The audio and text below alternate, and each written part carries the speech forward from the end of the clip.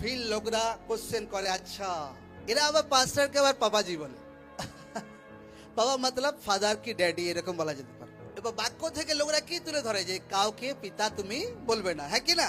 যে বাক্যতে লেখা আছে কাউকে তুমি পিতা বলবে না, সেই বাক্যতে লেখা আছে যে তোমার পিতা মাতাকে কি করো, কি করো।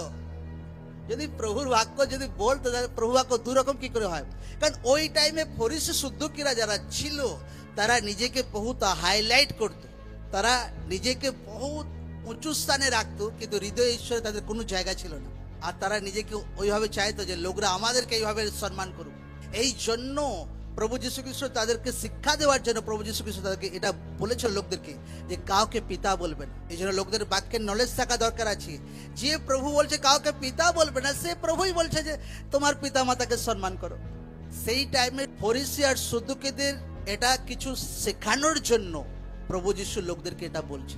এই জন্য অনেক সময় যে স্পিরিচুয়াল ফাদার আর স্পিরিচুয়াল সন যে প্রসেস মন্ডলিতে আছে, অনেক জায়গাতে এই প্রসেস ফলো করে না লোকরা হবে যে আত্মিক পিতা আর আত্মিক পুত্র মতলব এটা নন বিবলিক্যাল, কিন্তু বাইবেলে সবকিছু লেখা আছে।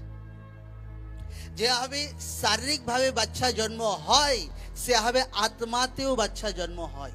এখানে সাধু পৌল তিমোথিও তার যে স্পিরিচুয়াল সন আত্মিক পুত্র ছিল তাকে এখানে বৎস বলে সম্বোধন করছে, মতলব পুত্র বলে সম্বোধন করছে।